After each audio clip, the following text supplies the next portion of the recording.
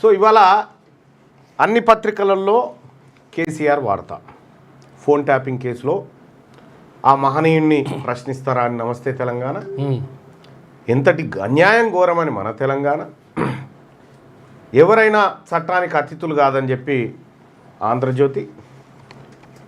So ఇవాళ విచారణ ఎదుర్కోబోతున్న కేసీఆర్ అంటూ వెలుగు. ఇట్లా అన్ని పత్రికలు కేసీఆర్ విషయం రాసుకొచ్చినాయి.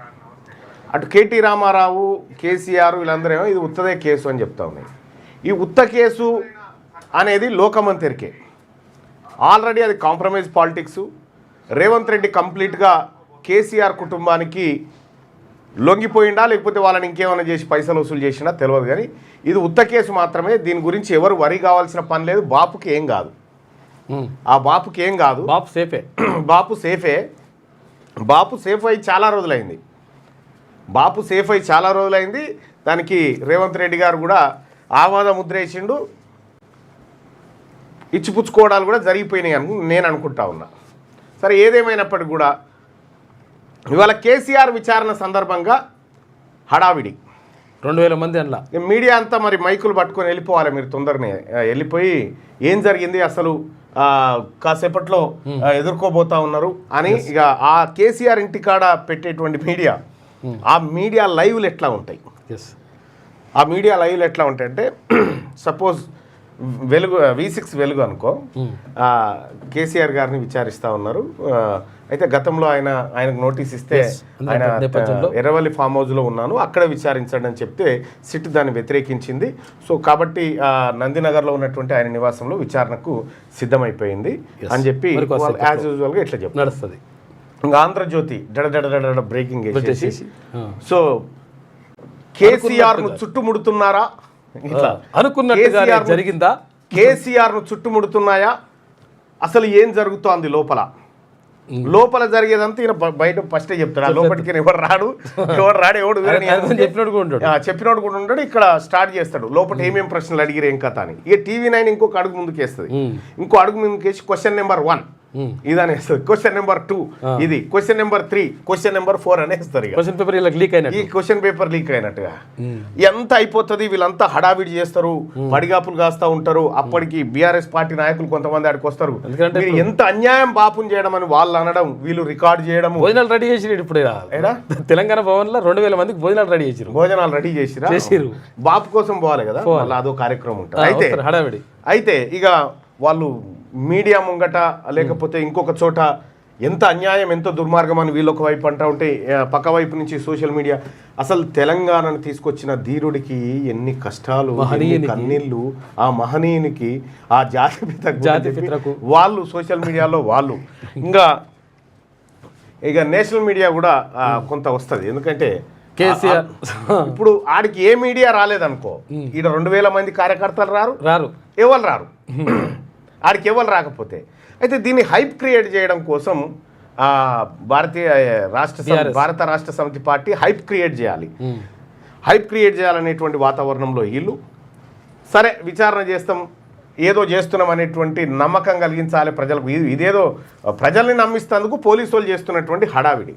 అయితే ఇక్కడ అంత విచారణ అంతా అయిపోయిన తర్వాత కేసీఆర్ గారు బాల్కనీకి వచ్చి ఇట్లా అంటాడు, అంతే ఇట్లా అంటాడు పెడతాడు. అవును, బాల్కనీకి వచ్చి నగర్లో ఉన్న బాల్కనీకి వచ్చి ఇట్లా అంటాడు అన్న తర్వాత కింద ఓ అని మళ్ళీ 2000 మంది ఉన్నారు కదా, ఈ 2000 మంది ఓ అనాలి, బాపు అనాలి. విషయం ఏంటంటే ఇవాళ ఏమన్నా ఏది ఇంకేమేం చేస్తారో అంతా వేరే ఉంటది. అంటే అసలు యాక్చువల్గా సిట్ని ప్రశ్నించిండు, సిట్ గజగజలాడింది. అదేమో నమస్తే తెలంగాణ, అది నమస్తే తెలంగాణ టీ న్యూస్లో వచ్చేదేమో సిట్టు కేసీఆర్ ఎదుట నిలబడడానికి భయపడుతున్న సిట్ అధికారులు కంగు తిన్నారు. కేసీఆర్ మర్యాదగా వాళ్ళని కూర్చోమని రిక్వెస్ట్ చేసిండు. తర్వాత వాళ్ళకి టీ కూడా ఇచ్చిండు. సార్ మేము అడగొచ్చా సార్ తమరు అనుమతిస్తే అంటే అడుక్కోండి అని చెప్పాను అన్నాడు.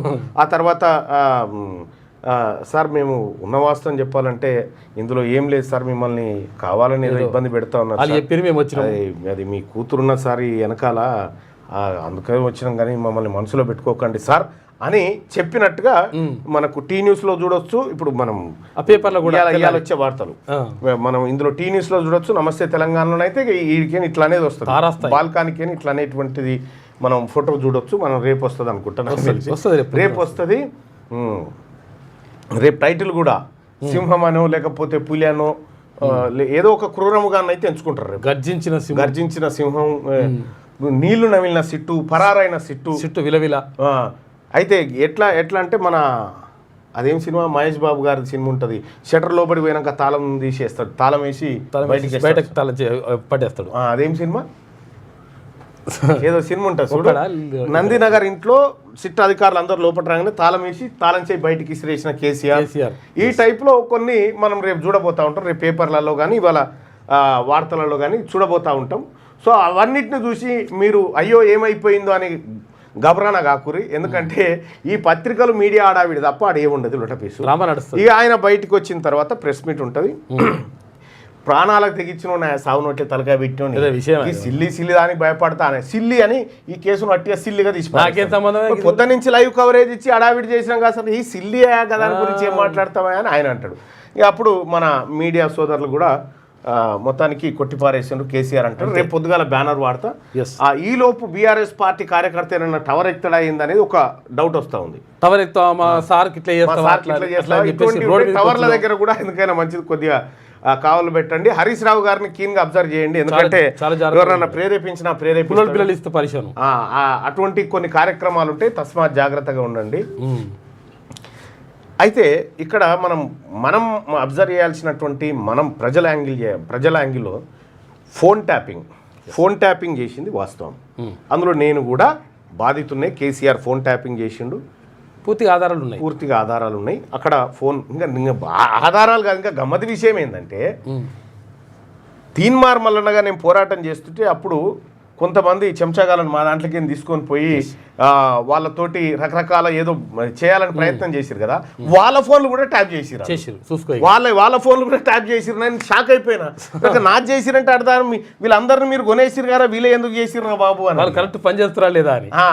అయితే వాళ్ళ ఫోన్లు కూడా ట్యాప్ చేసిరు. సరే ఏదేమైనా కానీ ఫోన్ ట్యాపింగ్ చేసింది వాస్తవం. ఆ ఫోన్ ట్యాపింగ్ చేయించింది కేసీఆర్ వాస్తవం. కేటీఆర్, హరీష్ రావు, సంతోష్ రావు, కవిత వీళ్ళందరూ ఫోన్ ట్యాపింగ్లో ఉన్నటువంటి వాళ్ళే, ఇందులో ఉన్న నేరస్తులే.